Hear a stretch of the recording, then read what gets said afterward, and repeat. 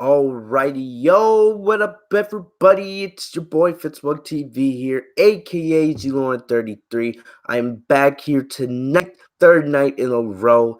Back here with your WWE SmackDown Live review and results for September 17th, 2019. It's been a very, very wild week, alright? It's been a very wild week.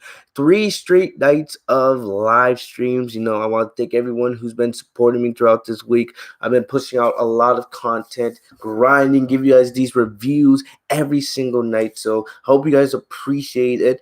And there's a good chance I most likely will be back here tomorrow night with an NXT review as NXT makes its long-awaited premiere on the USA Network. Tomorrow's night is a big night for NXT.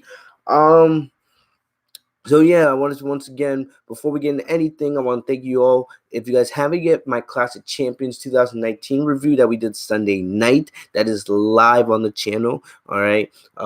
We did the Monday Night Raw review last night. So I want to thank everyone who came through for that. If you guys haven't checked that out, that video is also live on the channel. And tonight we are back here, day 3, SmackDown Live. And SmackDown Live tonight. I'm not gonna sit here and bullcrap you guys. I'm not gonna sit here BS you guys. I did not enjoy SmackDown Live tonight. I really didn't enjoy it. It really wasn't a good show in my opinion. All right, Monday Night Raw. It wasn't as bad as Monday Night Raw was last night, but SmackDown Live was not enjoyable tonight for multiple reasons, and we'll get into that. It feels like WWE is just trying to do whatever it takes to get through Hell in a Cell, and then hopefully set the refresh button with the WWE draft with SmackDown's move the Fox, man. And the Sleeping Angels, I agree with you, bro. We're gonna have to rant about Sasha. I don't understand what WWE is doing. All right, they should be building Sasha up to be the top star, especially in the women's division, especially on Monday Night Raw, because we all know Becky is getting moved to SmackDown Live in the draft. All right, but the way Sasha and Bayley are being portrayed right now on WWE TV, I just don't understand. I really don't understand how Sasha and Bayley, who are supposed to be, the top duo in the women's division, they're the team with the most chemistry. They're the team that been together the longest, but yet WWE doesn't know how to book them correctly. All right, it seems like anybody they partner Charlotte with, or just any random team, is able to have some kind of success against Sasha and Bayley. I don't understand. All right, Plus, I'm getting, one thing that WWE does, man, is when a superstar returns, they decide to put them on TV so much. I love Sasha Banks, but we've seen her 3 nights in a row. Same thing with Bayley, same thing with Charlotte. We saw them at Clash of Champions, we saw them on Monday Night Raw last night, and we saw them again on SmackDown Live. That's how superstars get burnt out. That's how talent, that's how fans, get burnt out. And when, these superstars come out, that's the reason why they don't get reactions. Because we see them so much, we don't feel special. We don't feel anything special. We just feel like, oh, there's Sasha. Yes, when Sasha originally came back those first couple weeks, we were so hot for Sasha. Everything she did, we wanted to see what was next. And yes, Sasha versus Becky, in my opinion, that is the #1 feud in the company right now. But yet, so even me being one of the biggest, and anybody that watches me know, I'm one of the biggest Sasha Banks fans around. I make videos, I don't have to go into details on that. But the thing about it is, I don't want to see Sasha wrestle 3 days in a row. All right. At first, when I first saw Sasha on SmackDown Live tonight, I was like, "Yay!" Look, for a second, I was like, "Oh, look, it's Sasha, the best female wrestler in the world." But then for a second, I was like, "Damn, we really got to see Sasha again tonight." It's not that I didn't want to see her; it's because I just saw her on Clash of Champions. I just saw her on Monday Night Raw. Like, why? When you put these women or male superstars night after night after night, we get burnt out by them. We don't think they're special. One thing that was so great about the Attitude Era is when you seen Stone Cold and The Rock, you had to wait a week to see what they were going to do next.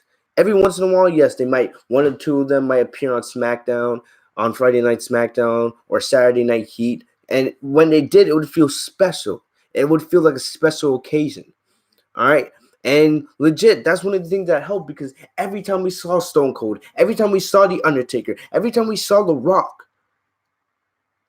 we felt like it was going to be special because we wanted to see. We had waited a week to see what they were going to do next. We waited a week to see what WWE had planned for them. But instead, we see Sasha every single week. We see Sasha 3 straight nights in a row. We see Bayley 3 nights in a row. We see Charlotte 3 nights in a row. And I understand, yes, they are the 4 horsewomen. They are the women's division. Without them, there is no women's division on the main roster. Yes, we all appreciate that. These are the 4 of the best women's wrestlers in the entire world.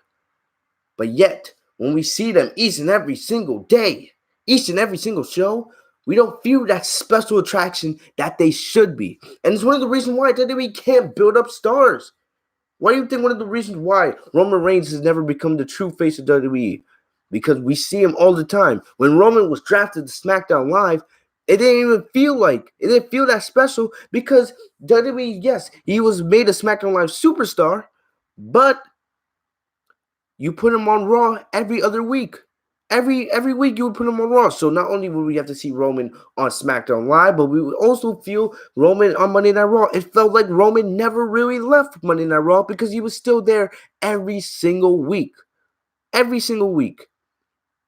And even Seth Rollins, we don't even see Seth Rollins on SmackDown Live. But at this point, if you have to ask me right now, Seth Rollins has become the new Roman Reigns, in my opinion. For years, I've sat here and I've ranted on Roman Reigns, but the way Roman's been portrayed ever since he came back, he's in a better position than Seth Rollins, and Seth Rollins is the Universal Champion. Seth Rollins is supposed to be holding the number 1 title on the main roster other than the WWE Championship. And why do I sit here and even only seeing Seth Rollins once a week? All right, because most nights he's on SmackDown. I'm seeing Roman twice a week on Raw and SmackDown. Why do I sit here and feel like Roman Reigns is in a better position without championships than Seth Rollins is? I don't know. WWE clearly doesn't know how to book their superstars. Because people like Sasha Banks, people like AJ Styles, people like Seth Rollins, they should be on iconic levels. They should be the Stone Colds, the Trish Stratus, the Litas, the Rocks of their generation. But they're not, because WWE doesn't know how to book them properly. They really don't. And it pisses me off. And we'll get into a little bit more about Sasha and Bayley a little bit later in the show. But that was just a little bit of my opening rant to start off the SmackDown Live review. But we're going to get into the show right now. As always, thank you guys for coming through one more time. Remember the social media. The links are down in the description down below. I'm pretty active on social media. So if you guys want to talk to me, talk wrestling, all that, you guys know the deal. But we're going to get into SmackDown Live tonight. I don't know where they were. I think somewhere in the South. It was still another bad crowd. It wasn't as bad as the Knoxville, Tennessee crowd we had last night for Raw. That was easily probably the worst crowd we've had all year. All right, that Knoxville crowd was absolute garbage, and WWE should not be going there anymore for live events. I'm sorry, that's just me being, honest with you guys. That was absolute garbage. But I don't know where they were tonight, and if you guys know, put that in the comment section or in the live chat. But the show opened up with Kofi, Kingston, Woods, and Big E, the New Day, going up against Randy Orton and the Revival. The Revival, they won the SmackDown Live Tag Team Championships from the New Day at Clash of Champions, and Kofi successfully defended the WWE Championship against Randy Orton. This wasn't a bad match. You definitely, when you have talent like the talent we saw in this match, definitely you're going to get good performances most of the time. And this match is not disappointing. It was a good way to start off SmackDown Live. I enjoyed getting, one thing I can say, even though this wasn't really a good show in my opinion, I enjoyed WWE taking a different direction in a way. And what I mean is they're getting straight into the wrestling. Instead of starting off with a boring promo segment or just having Kofi come out and say, talk about how he beat Randy Orton, how his magical WWE Championship run continues, they came out and they got straight into the wrestling, which is one thing I can appreciate. All right, WWE took a different route today with the opening of the show, and the match wasn't even that bad. All right, the end of the match, Kofi catches, I think it was Scott Dawson. All right, he catches Scott Dawson with the Trouble in Paradise, gets the victory. 1, 2, 3. But after the match, the New Day is celebrating, and I talked about this on the Clash of Champions review. All right, if you weren't, because most of us, I think I could confidently say most of us had Randy Orton winning at Clash Champions. Most of us had Randy Orton winning at Clash Champions, and we thought, since SmackDown's, going to be starting with this new era. All right, this new era, WWE is going to want to have a champion that's very well known, a big box office attraction to be the face of SmackDown, at least for the start of SmackDown being on Fox. Right, and yes, Kofi Kingston. No, this is no disrespect towards Kofi Kingston because I love Kofi Kingston. He's one of my favorite superstars in the entire company. But Kofi Kingston, he's become a big name, a big star in WWE this year just with everything he's done. He's over with the crowd. He's been a fighting WWE champion, and he's done very, very well. He's been one of the best booked WWE champions we've seen in a long time. All right, in a long time. I can confidently say that. All right, nobody probably it was in Atlanta, Georgia. Atlanta, Georgia, man. I don't know if it was because AJ Styles wasn't on SmackDown Live because we know AJ Styles is from Georgia, but that crowd was absolute garbage. That wasn't hot Atlanta tonight, all right? That was blue cold Atlanta tonight. That was garbage. But you know, Kofi Kingston has probably had one of the best WWE Championship runs since I'm trying to think back to past WWE champions. Probably since maybe AJ Styles back in early 2016. I mean, not late 2016, early 2017. Probably if I had to think. Daniel Bryan had a good run, but Bryan's reign wasn't as long. If Bryan had maybe a longer reign, then I would give it him. But Styles had a very good run as WWE champion. I'm talking about, yeah, definitely. Yes, Kofi has been the most successful WWE champion since AJ Styles. Since AJ Styles held that title for over a year. All right. But you could tell Kofi's title reign is slowly coming to an end. And I said this on the Clash of Champions review. Randy Orton, he's one of the all-time greats. All-time greats. All right. And Randy Orton would probably be the perfect name to be the enter SmackDown Live's new era on Fox as champion. Randy Orton would be the perfect guy as the face of SmackDown going into SmackDown's new era on Fox on FS1. All right, but I also said in the Clash Champions review, if it wasn't going to be Randy Orton, it was going to be somebody even bigger than him. And you think about, and I said, who else in the WWE right now on the main roster that is as big or even bigger than Randy Orton? Because you're not going to have Kofi Kingston beat Randy Orton, which is probably the best victory he's had in his entire championship reign so far. You have to think, who was going to be that name? Who was going to be that name? All right. And I said this on the Clash Champions review. I said there's only one name that comes to mind. It's not Buddy Murphy. It's not Andrade. It's not, Mustafa Ali. It's not Daniel Bryan. It's nobody like that. All right. It's nobody from NXT. Nobody from Raw. Unless you're thinking maybe Bray Wyatt. But Bray Wyatt's, he's going after the Universal title. It's Brock Lesnar. It's Brock Lesnar. You think about it. Why did WWE take the Universal title off of Lesnar? One, because Seth Rollins was hot at the time, but now Seth Rollins is one of the most cringe-worthy acts, all right? One of the most cringiest things about the whole entire main roster. I can't stand Seth Rollins anymore, all right? There's nothing cool about it. But as much as I hate Brock Lesnar, and you guys know, anybody that's watched me for any significant amount of time knows, I cannot stand Brock Lesnar. I cannot stand him. I'm not saying he's bad in the ring. I'm just saying he's one of the best draws in the entire company. All right? Whenever he does something, whenever he's fighting somebody, it's going to bring eyes to the sport because Brock Lesnar is known all over the sports world. But my problem with Lesnar is for two things. He's lazy. He's lazy. If you look at, and I've said this multiple times, if you look at the matches Lesnar has had since 2012 or 2011 when he first came back, how many good matches has he actually had? Only in matches that he's had opponents that he actually cared about, like John Cena, like CM Punk, Triple H, AJ Styles, Daniel Bryan, stuff like that. Because Lesnar can wrestle. People forget the fact how good of a wrestler Brock Lesnar actually is. When he cares, when he's actually giving his all, he can put on a damn good match. Lesnar's become very low over the years, and he's settled into this doing suplexes, F5s, and that's pretty much it. But when Lesnar actually wants to wrestle, he's one of the he I'm not gonna say he's one of the best in the world, but he's definitely one of the best in the watch in a big fight when Lesnar cares. When it comes to a big fight and Lesnar taking it seriously, he's one of the best to watch, definitely. All right, but the thing about it is, and Lesnar's never there. He's a part timer. He's a part timer. And the thing about it is, as great as Kofi has been as WWE champion, you're gonna want to have somebody with a big name, a big brand, a huge box office attraction to be your WWE champion and the face of SmackDown Live.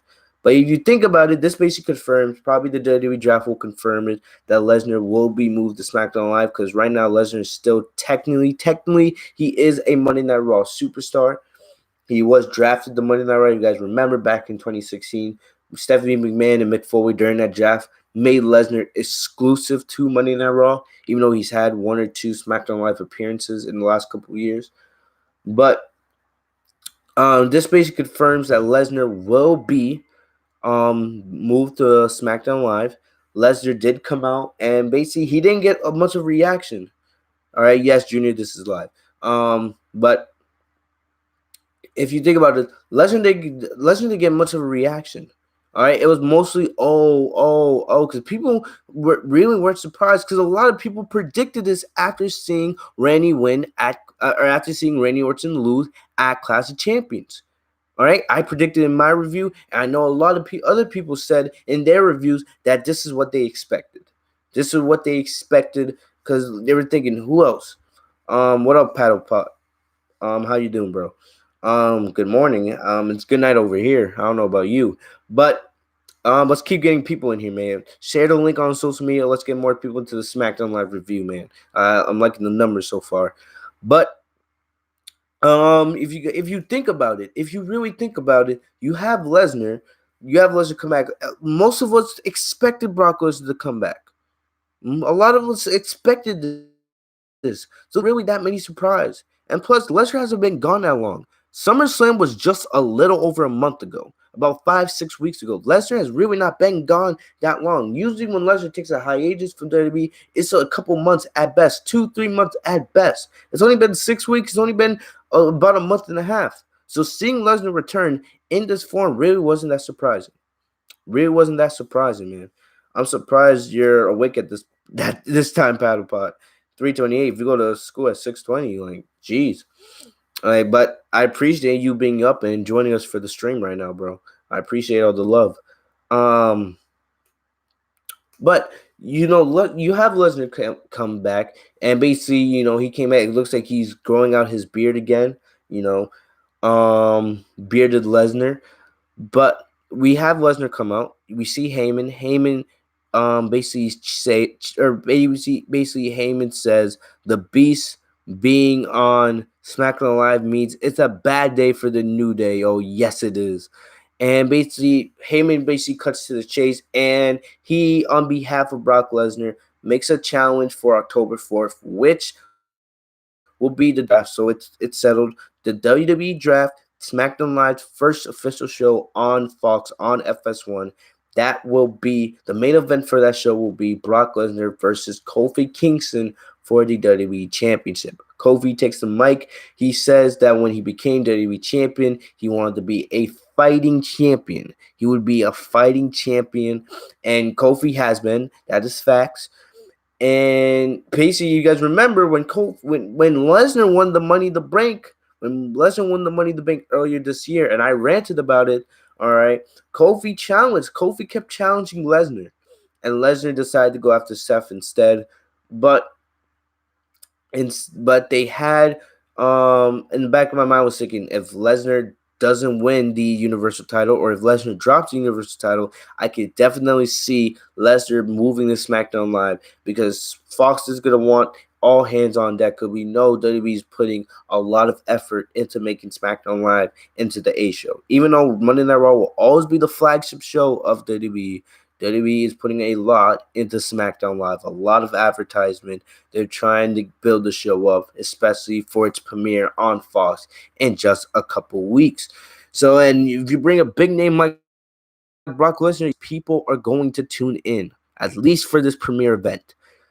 All right, but the match is made official. Kofi accepts the challenge. Lesnar goes for a handshake. Kofi, being dumb, accepts the handshake, and out of just with the snap of a finger, we see Lesnar grab Kofi, put him up, and hit him with the F5.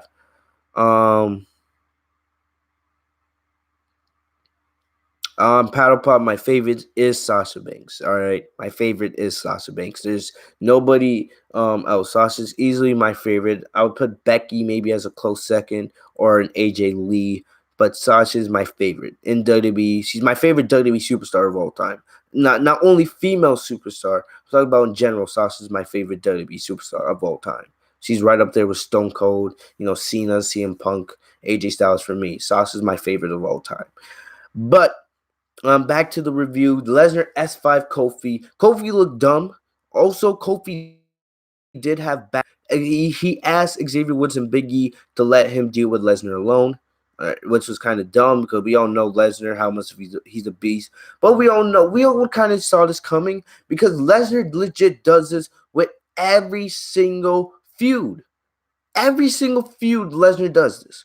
He's done it with. We've seen him every single year, or no matter who he's feuding with. Lesnar comes, all right. Basically, basically to set up the feud, he comes in. No matter if it's like the day after a pay-per-view, or whenever Lesnar comes in, they make the challenge, they make the match official. Then Lesnar targets his opponent. All right, usually he hits him with a suplex or hits him with an F5. We've seen Lesnar do this 1,000 times, and then Lesnar disappears. Lesnar comes in, he hits the F5. He's like, all right, I took care of my business. I established dominance. I established that, okay, when we are at the pay-per-view or whatever, I'm going to hurt you. I'm going to destroy you. I'm going to, bring the pain. In this case, he comes on. He challenges Kofi for October 4th. Kofi accepts the challenge. He hits him with the F5, and he's like, all right, there you go. There's your message. There's your preview for October 4th. Lesnar feels all right. That's my side of the promotion for this match. Then he leaves, and then we don't see him almost till like the go home show before the pay-per-view for the show. All right. And the thing that's going to be interesting there's one thing that people have to remember here. There's one thing that people have to remember here. And I feel like I know what WWE is going to do with this. October 4th is 2 days before Hell in a Cell. Yes, October 4th is 2 days before Hell in a Cell. Hell in a Cell is on October 6th. Only about 2.5 weeks away. Less than 3 weeks. What does WWE do with Kofi now? Does Kofi even defend the title at Hell in a Cell? Honestly, I wouldn't mind. Because now, if you think about it, most likely, I think most of us are in agreement. I hate to say this. I love Kofi. I love what he's done for the WWE Championship. But if you look at it, what are you going to do now with Kofi?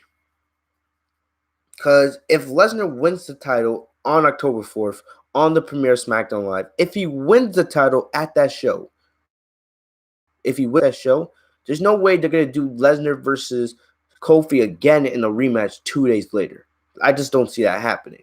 All right. They might do a rematch later on at whatever's the next pay-per-view they have. Maybe Survivor Series. I don't know.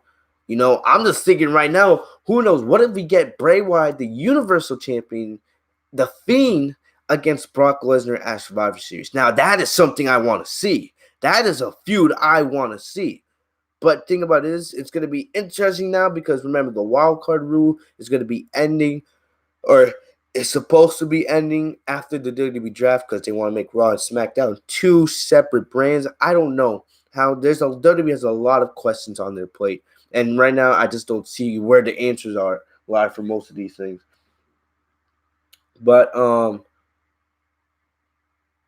honestly, like, know what they do, because if Lesnar wins on October 4th, I don't see them doing a rematch at Hell in a Cell 2 days afterwards, right? Maybe I don't know, and I don't know if WWE wants to do this because hey, maybe if Kofi beats Lesnar on October 4th and they do a rematch 2 days later at Hell in a Cell, and that's where Lesnar wins the title, maybe they go down that direction. All right. Or do some kind of fuck finish, and I don't see them doing this because October 4th is such a big show for WWE. You don't want to end SmackDown Live. You don't want to end, your first show on Fox. You don't want to end that show with some kind of DQ fuck finish. No. You want to have a clear cut winner. You want to make SmackDown look as big, as important as you can. So I just don't see what you do. I think the best route out of those three scenarios would probably be to have Kofi win and then do the rematch 2 days later at Hell in a Cell, and then you can give Lesnar the title if that's the route you want to go. That's the route that makes the most logical sense for me.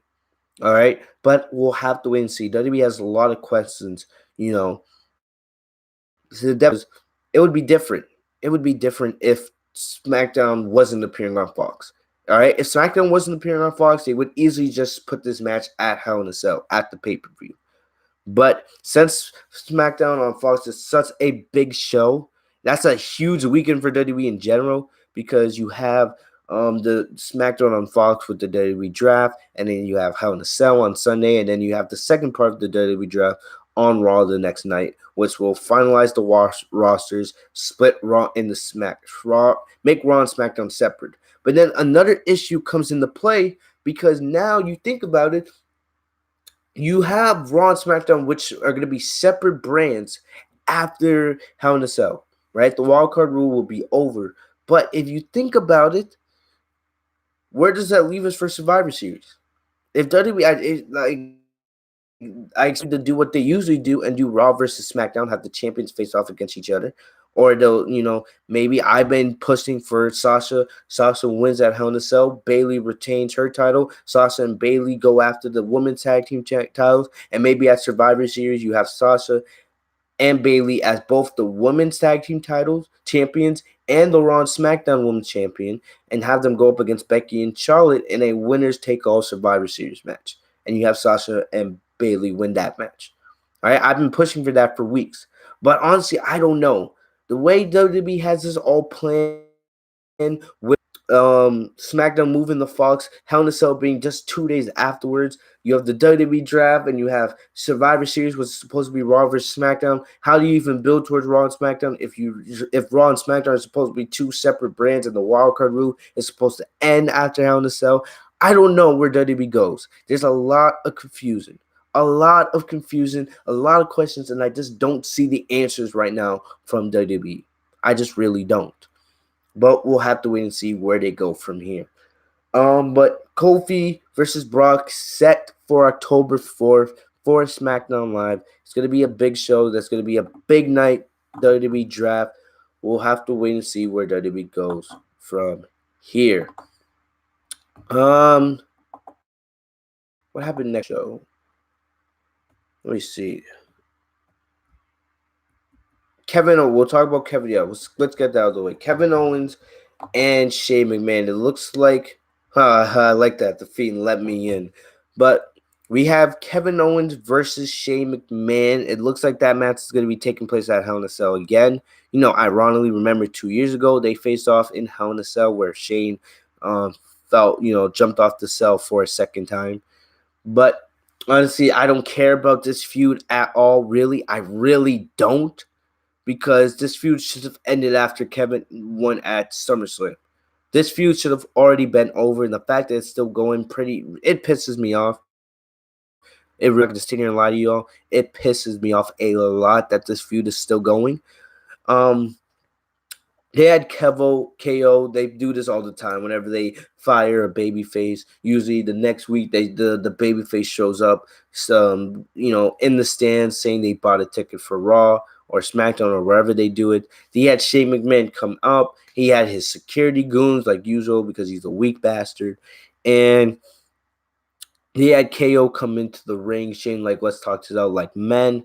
And basically, it's a bullcrap. All right, there wasn't really anything really interesting about this promo segment. I like KO as a face, but honestly, I'm just so over this feud. I just wanted to be over. It should have ended at SummerSlam, but I just really want this feud to be over with and let these two men, or at least not even these two men, specifically let Kevin Owens move on to something fresh. All right, this is like the fact that this feud is still going. I'm just sitting here like, why? Why? But basically, the whole thing is, KO had like some kind of court order. She's saying, Shane's gonna face KO at Hell in a Cell, which I totally expect KO to win. If KO wins, he gets his job back. Also, Shane would be forced to pay him $25 million. Part of it was Shane, the Fiend. I will see Brock at Survivor Series. I can't wait for that, bro. All right, I'm actually pretty excited for that match. But KO said, I'm basically, $25 million, blah, blah, blah. And also, there was a little disclaimer that, if KO wins, he gets to stand in the middle of the ring and fire him. I don't know what to fire him from in the first place, you know, what running SmackDown Live. I don't understand what Shane gets in the first place. But if this finally gets Shane taken off TV for the long run, not just for 1 or 2 months or a couple weeks, if this finally means Shane is off TV for the long run, I'm all for it. Like, I'm fine. Give us one more match and finally get rid of Shane McMahon, man. Because the guy adds no value to these shows. He makes the shows even worse every single week. I just don't care about this feud anymore. It's honestly pretty stupid. And yeah. WWE also announced that I just saw just right now as I'm looking at Bleach Report. WWE has announced that Starrcade will be making a return. So let's just talk about this real quick. Starrcade, the Fiend go after Fitz. Oh my gosh. Oh, how about that, guys? Fitzmonk TV versus the Fiend, taking place at TLC 2019. What will happen when we have the highly anticipated main event of tables, ladders, and chairs as we have Fitzmonk TV going and challenging the Fiend for the Universal Championship in a TLC match? Oh, it will be crazy. So see you in hell. Oh, no. I'll say this. Yo, the Fiend, you want to face Fitzmonk TV? Well, Fitzmonk TV says this: I'll bury you 6 feet under. That's just my little narrator voice. I get that from watching too much Dragon Ball or too much anime. But hey, I aim to entertain you guys. Hopefully, you guys got that, like that little promo. Fitzmonk TV versus the Fiend coming soon.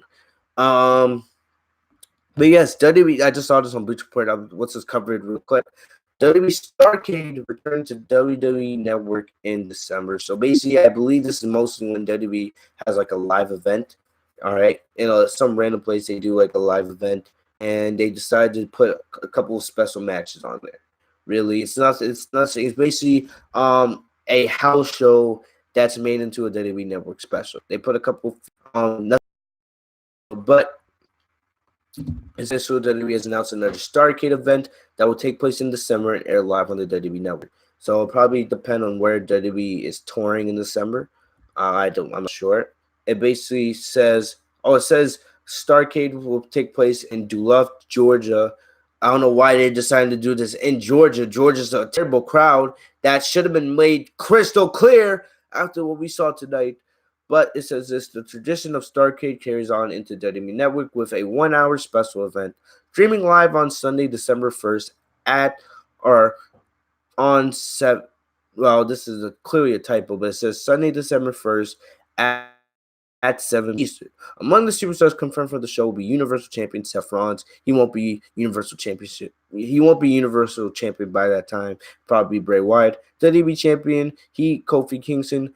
Very unlikely that Kofi's WWE Champion around this time. That will most likely be Brock Lesnar. Raw Women's Champion, Becky Lynch. About 100% certain Sasha Banks will be. Raw Women's Champion by that time. Sasha's already been confirmed for the show. SmackDown Women's Champion Bayley. Bayley's probably the most likely out of all these people to still be champion around the time Starrcade happens. Roman Reigns, AJ Styles, Charlotte Flair, Daniel Bryan. So they're basically making it's like a WWE Super Show. All right, it's a WWE house show, but in a way, they make it into a WWE Super house show by having this on the WWE Network, giving you a couple special attraction matches. You guys understand the deal there. 6 feet under, I dwell in hell. Oh, we'll see, Finn. Maybe Fitzmonk TV will be Universal Champion by Starrcade. Yeah, maybe so. Maybe Fitzmonk TV will appear at WWE Starrcade to defend the Universal Championship. Maybe, you never know. You never know, BattleBot. What's next? What I miss? But yes, that quick little side note from talk about the show. What else? Well, I don't remember. What were we talking about before we got into this? I don't specifically remember. I know Michael Cole, he did a backstage interview with Erick Rowan. It wasn't anything special. It's basically more just Erick Rowan saying how he's not going to be ordered around anymore. People need to wash themselves. Anybody that gets in his way will be destroyed. Yada yada. This basically also he said about Luke Harper. If you have questions about Luke Harper and why he's back, you need to go ask him that yourself. There was a segment here between Baron Corbin. Baron Corbin tonight was finally made King of the Ring. As much as I hate Baron Corbin, as much as I dislike him, all right, this guy was the perfect choice for King of the Ring. He definitely really did impress me. I said this a lot in my Monday Night Raw review last night. Not only the match between Baron Corbin and Chad Gable in the King of the Ring finals, but just in general over the tournament, Baron Corbin was very, very impressive. Put on 3 or 4 very good matches. No matter if it was with Cedric Alexander, Chad Gable, Ricochet and Samoa Joe. Baron Corbin was absolutely amazing in this tournament. And yes, he is rightfully deserving of King of the Ring. How will WWE book him as King of the Ring? We'll have to wait and see. But he came out tonight. He actually had a suit on. He actually had a suit on. That made sense. For about maybe a year and a half, close to 2 years, we've seen Corbin wear, vests and black shirts and wrestle shirts in the ring. But tonight, wearing a suit actually made sense. He had a nice little white shirt on. They crowned him king. They gave him the robe. They gave him the staff. They gave him the crown. And yes, he will take on his ex-co-host Moose. I love that, Junior. Fitzmonk TV versus Moose at Fitzmonk TV versus Moose at TLC in a tables, ladders, and chairs match for the Universal Championship. That would be something. That would probably be the best main event all year on WWE TV. Facts. Straight fire. But Baron Corbin basically saying in his first act as king, he called out Chad Gable, and then he basically used this to berate and insult Gable. Gable, tired of hearing all the short jokes and tired of Corbin's bullying and insults, decided to attack Corbin, send him back flying, took it with a candlestick, and basically sent Corbin running. I don't know where they're going with this. I'm glad that Gable still continued to be pushed at least a little bit. We're seeing Gable on live TV again. I like Chad Gable. Definitely, I think if WWE builds him up correctly, he could be a very formidable challenger, especially for Shinsuke Nakamura over the IC title. I'm telling you once again, there's a lot of mid-card talent that are not being used on that SmackDown mid-card division. You have Buddy Murphy, Mustafa Ali, maybe a Cedric Alexander that gets moved in the draft. You have Apollo Crews. You add potentially maybe Ricochet into that mix. The Andrade Cien, the list goes on and on. There's so much talent in that division or in the mid-card division, but WWE does not build it up. He's just I don't know why WWE doesn't do that. Speaking of Shinsuke Nakamura, he was in action, or he was supposed to be in action. Sami Zayn came out and started berating Mustafa Ali and basically praising Shinsuke's praises for Shinsuke's impressive victory over Miz at Clash of Champions. Miz versus Shinsuke wasn't even a bad match. It was actually a pretty decent match, and I love the fact that Sami Zayn was being an annoying little pest on the mic on the outside of the ring.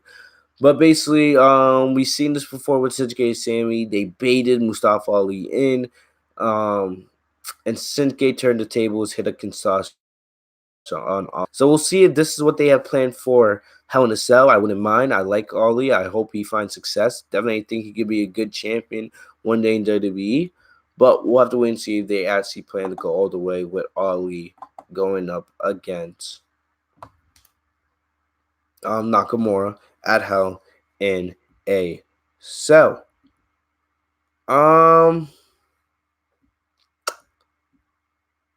What else happened on this show? All right, Bleach Report finally put the notes up so I can finally keep this back in order. We're going to talk about Sasha in just a second. Pissed me off a little bit, but we'll talk about it. Let me see. What else happened on this show?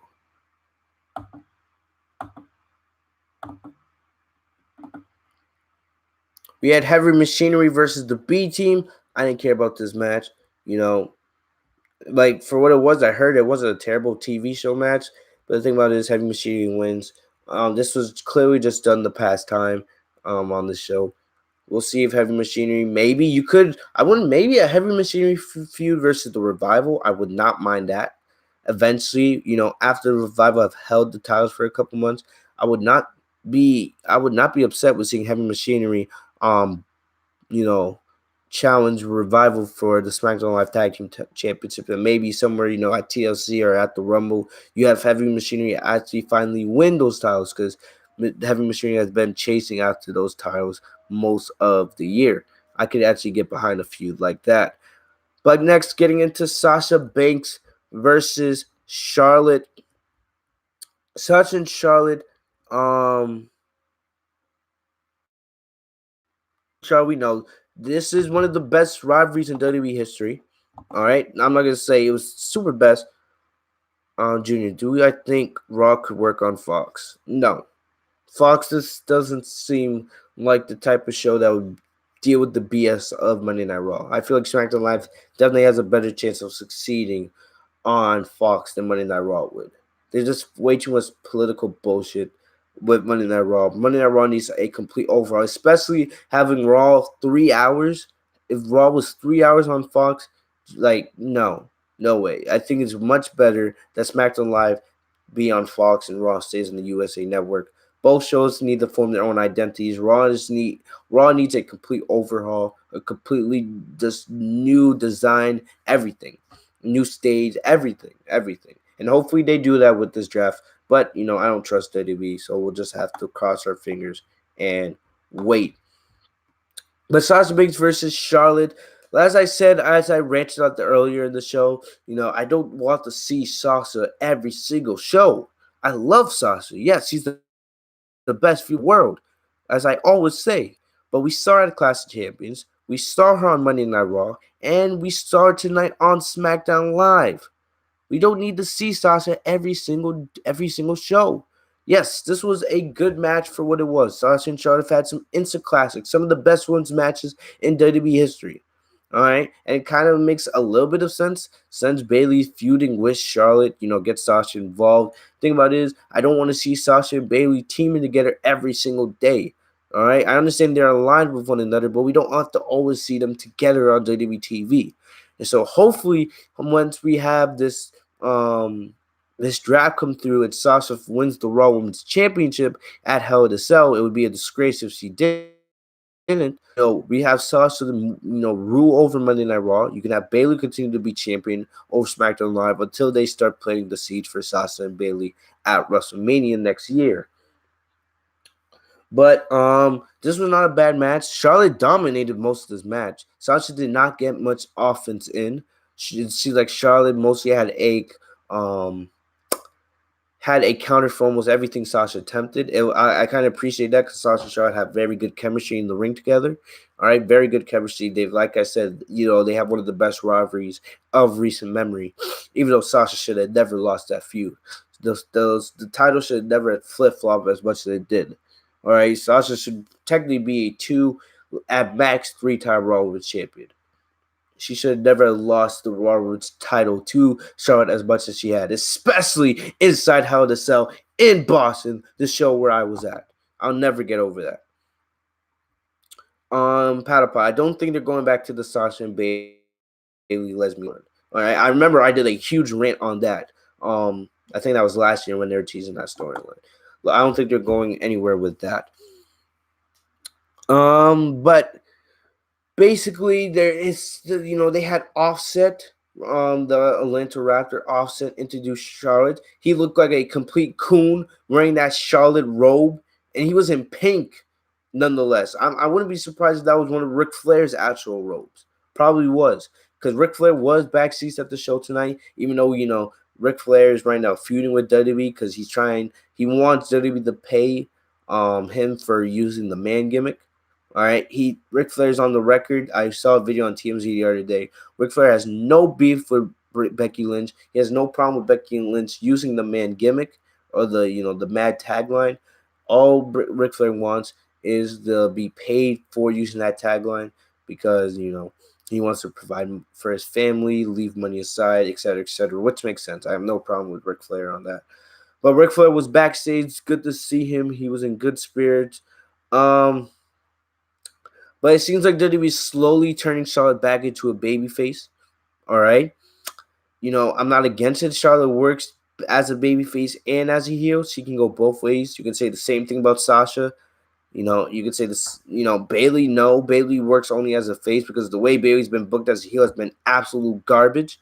And Becky, she works mainly as a face. Yes, she tried being a heel, but the fans just refused to boo her. But yes, it looks like WWE is turning Charlotte back into a babyface. She was pandering to the crowd a lot during this match.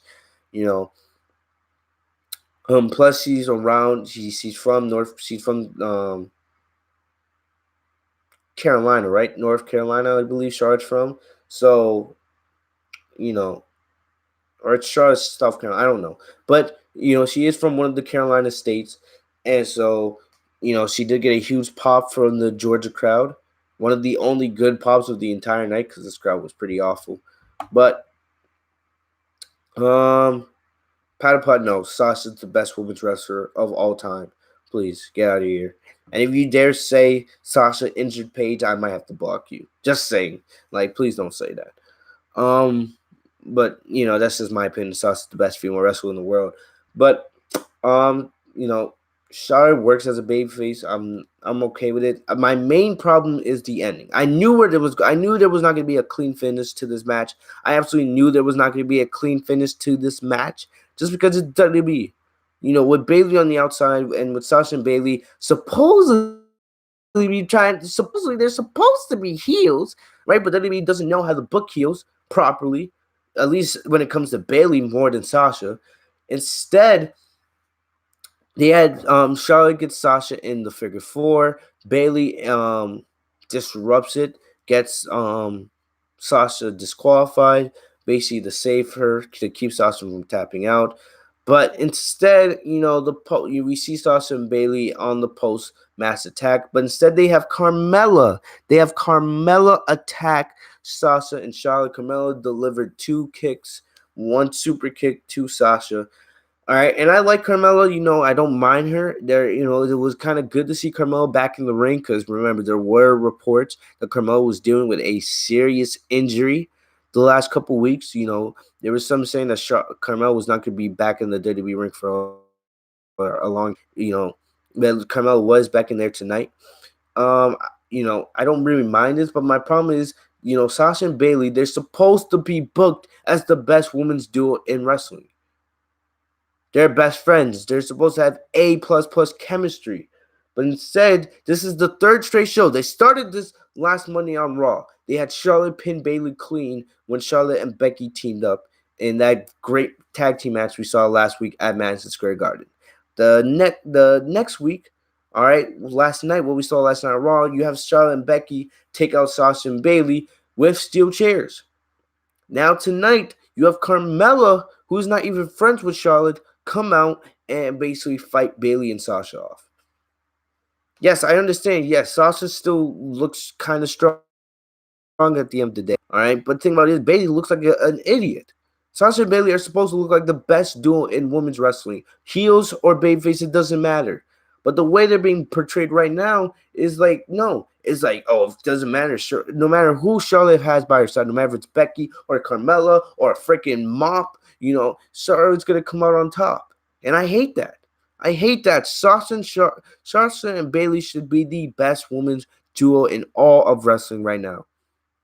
That's where the story should be.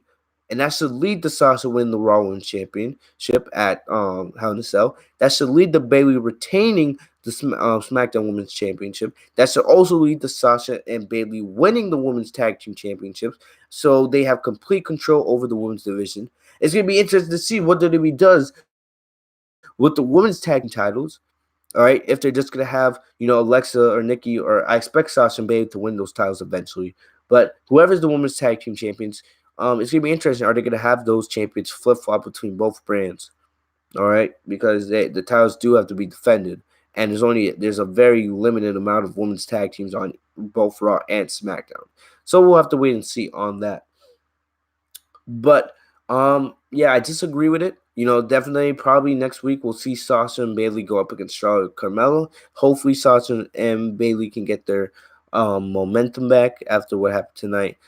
But I would agree with you, Pat Pop. Bayley is the worst of the four horsewomen. I don't hate Bayley, but the way I just don't like her TV character. That's the main problem with Bayley for me.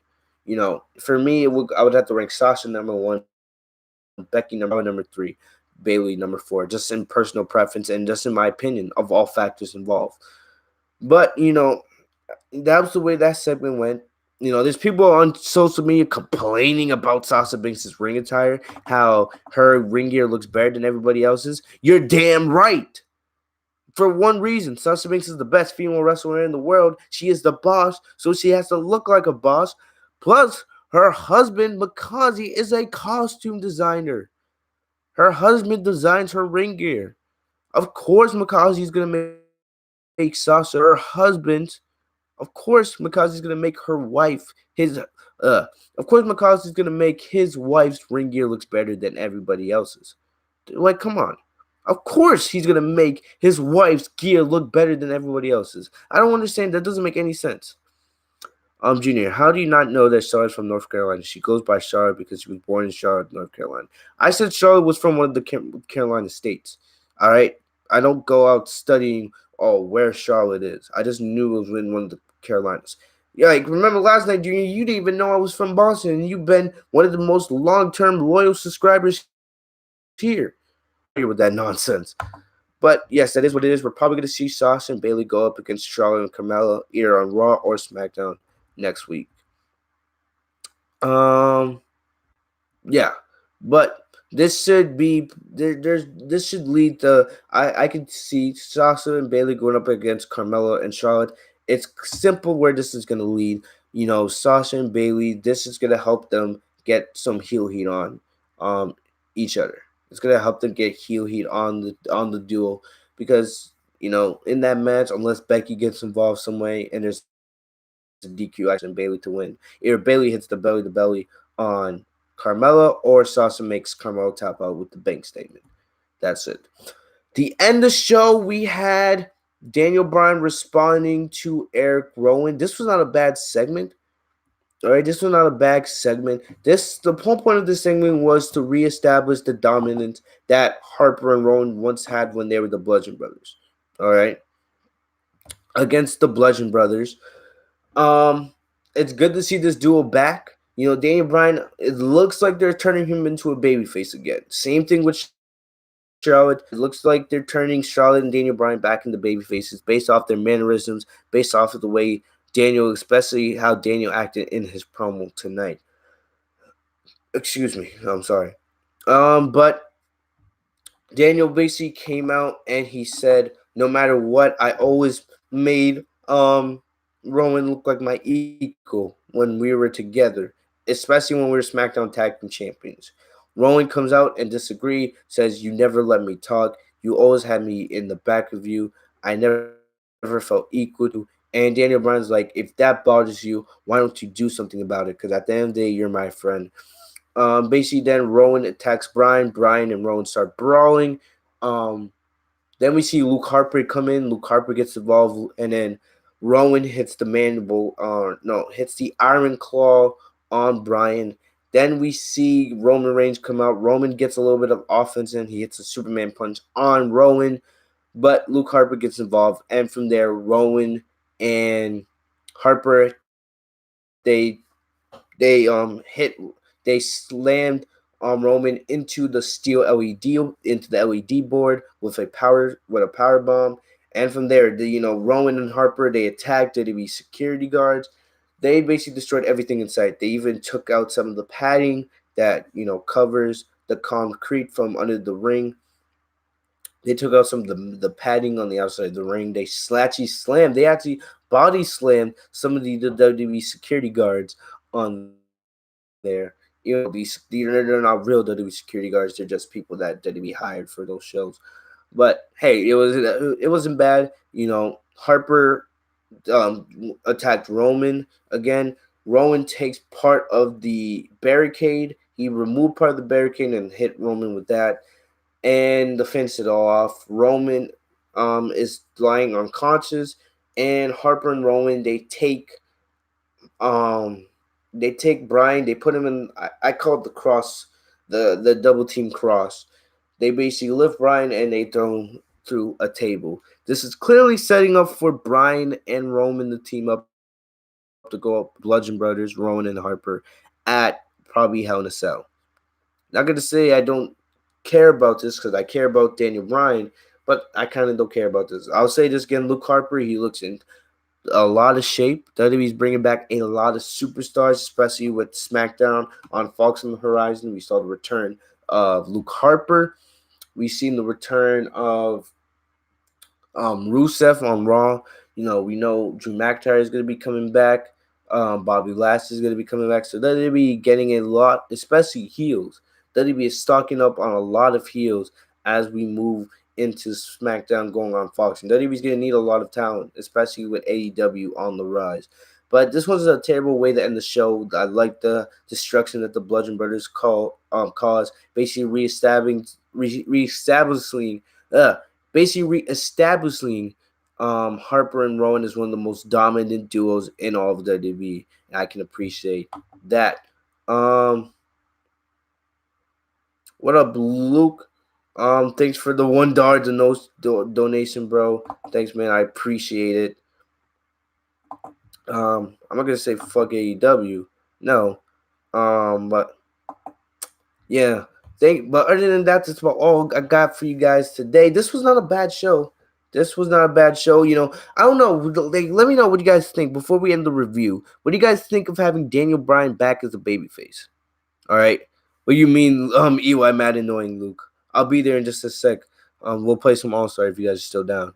But what do you guys think of Daniel Bryan potentially being a babyface again? All right. I don't know. I love Daniel Bryan. Love Daniel Bryan, man. But the guy had such a good thing going as a heel. Yeah, he had a lot of good things going as a heel, but WWE's changing that. Maybe definitely it seems like maybe with all of the heels WWE's bringing back with Rusev, Luke Harper, Bobby Lashley, McIntyre, there's definitely a lot of feuds and a lot of things you can do with Daniel Bryan. But hey, we'll have to wait and see. WWE doesn't have many babyface now, to be honest. So we'll have to wait and see where they go with that. But I'm gonna end the review right here. Once again, guys, thank you for everyone that came through tonight. We had a lot of people in here at one point, so I want to thank for you guys for everything, for everyone that came through. Definitely, I'm seeing a lot of growth on the channel these days, and I appreciate that. You guys continue to And yes, I enjoyed seeing Bray Wyatt. I enjoyed seeing The Fiend make an appearance in our chat. The Fiend, if you're listening, invite us to Firefly Funhouse. We'll have to have a Monday Night Raw or SmackDown Live review in the Firefly Funhouse one of these days. No, the Fiend is not behind me, man. But I want to thank you guys for everyone that came through. Thanks for the Buck, Luke, Anna, or Luke A and A. I don't know how you call your. I don't know what them. But anyway, thank you guys to everybody that came through to the review tonight. Thank you for everyone that came to the Clash of Champions review on Sunday, and also thanks to everyone that came to the Monday Night Raw review on Monday. There's nothing behind me, bro. But that's about all. There's a good chance I'll be back here tomorrow night with an NXT review. NXT making their big debut on the USA Network, but we'll wait and see. But the grind don't stop. I want to thank you guys for everyone that came through. Once again, make sure to like, comment, subscribe. If you guys are new to the channel, share this with your friends. Let them know what we're doing around here. Enable notification to make sure you guys are notified every time I post a new video. I'm going to get out of here. I want to thank you guys one more time. Thanks for the love and support. I'll see you guys later. Have a great night, guys. Peace.